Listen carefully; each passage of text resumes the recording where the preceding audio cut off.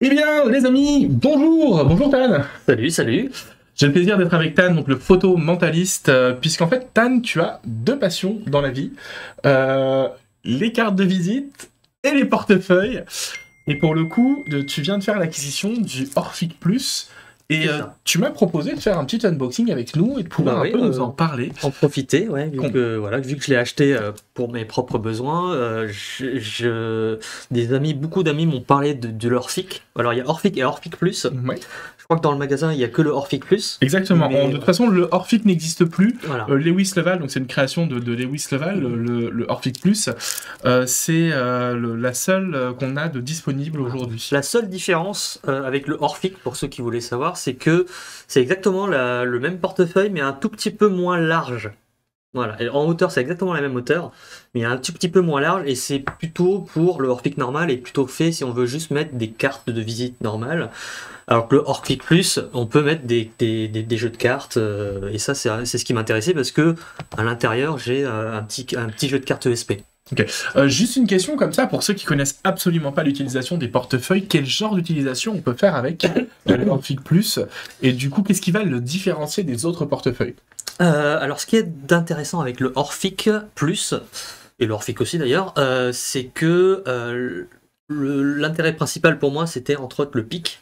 Donc pouvoir piquer une carte de visite où on écrit quelque chose. Le fait de voler une information écrite par le spectateur et papier remis dans le portefeuille. Remis dans le portefeuille. Il y a plusieurs manières, mais je crois qu'il a dans sa vidéo, il en montre 5. Ok. Alors il y en a même encore plus que ça si on cherche, mais ça vous montre quand même la versatilité de ce portefeuille. Qu'est-ce qu'il a de plus? Alors je dirais même qu'est-ce qu'il a de moins qui apporte un plus, c'est qu'il est, pour moi, minimaliste. D'une part, c'est un porte-carte plus qu'un portefeuille. Donc il faut le savoir. On peut mettre de l'argent un peu, on peut mettre quelques billets. De nos jours, en tout cas moi j'en ai moins besoin. Donc le Orphic Plus, le porte-carte, me correspond plus, en tout cas en ce moment. Donc ça c'est la première chose. Le pic, le fait que ce soit un porte-carte.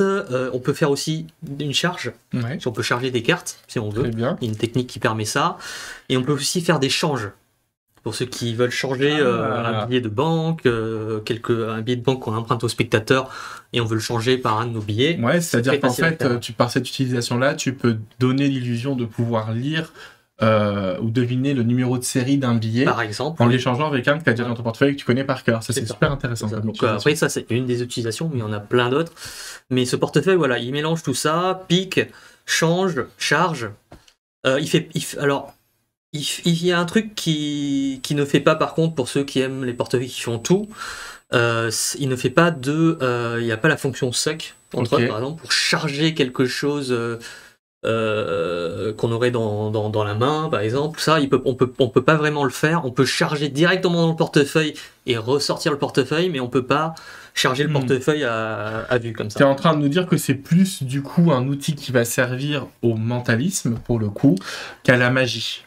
Le suck, lui, il sert beaucoup aux mentalistes. Celui-là, la fonction suck n'existe pas, donc au contraire, j'ai envie de dire que c'est plus pour les magiciens qui veulent charger une carte. On fait signer une carte au spectateur et hop, on retrouve la carte dans le portefeuille du spectateur, dans le porte-carte du magicien. Très bien. Voilà, ça c'est plus dans ce sens-là, ouais.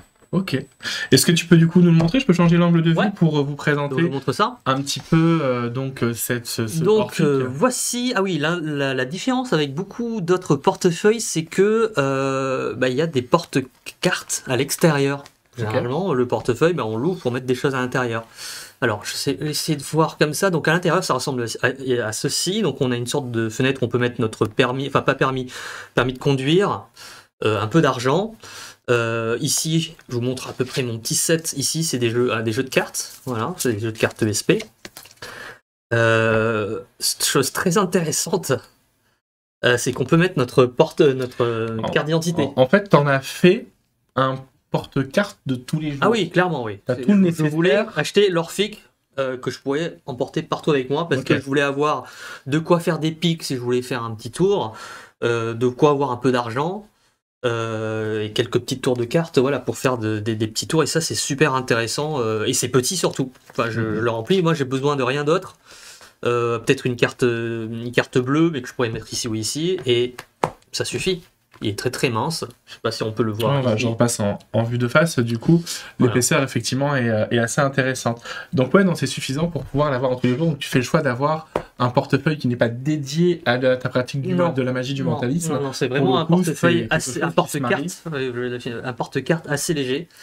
Pour l'emporter partout avec soi, c'est ça l'intérêt, en tout cas pour moi, c'est pour ça que je l'ai acheté. Je voudrais, Tan, qu'on aille un peu plus dans la section secrète du hors-fixe, sur lequel tu vas nous parler des secrets et tu vas pouvoir nous les montrer en vidéo. Donc pour la suite de cette vidéo, je vous invite à nous rejoindre sur votre espace MD+, on ne pourra pas laisser public cette partie, et je vous dis à tout de suite.